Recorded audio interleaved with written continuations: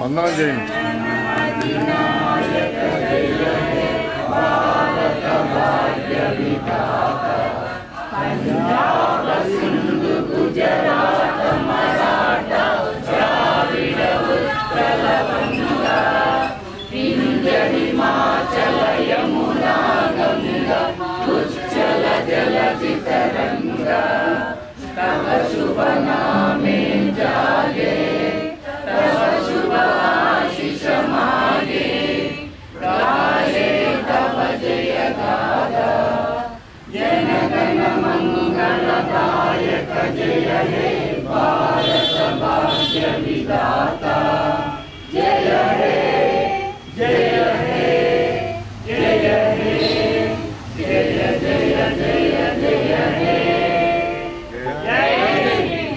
డెబ్బై 75వ గణతంత్ర దినోత్సవం సందర్భంగా అందరికీ శుభాకాంక్షలు.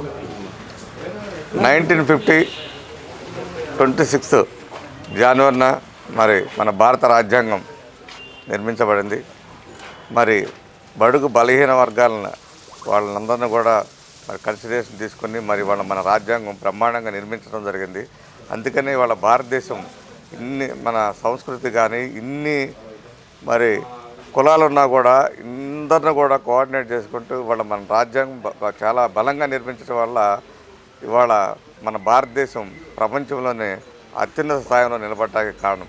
కాబట్టి బాబా అంబేద్కర్ సాహెబ్ గారు ఆయన నాయకత్వంలో మరి ఈ భారత రాజ్యాంగం ఏర్పడటం మన 1950 26 ఫిబ్రవరిన మరి రాజ్యాంగం అమలులోకి రావటం అప్పటి నుంచి కూడా మరి అభివృద్ధి చెందుతూ ఉంది భారతదేశం.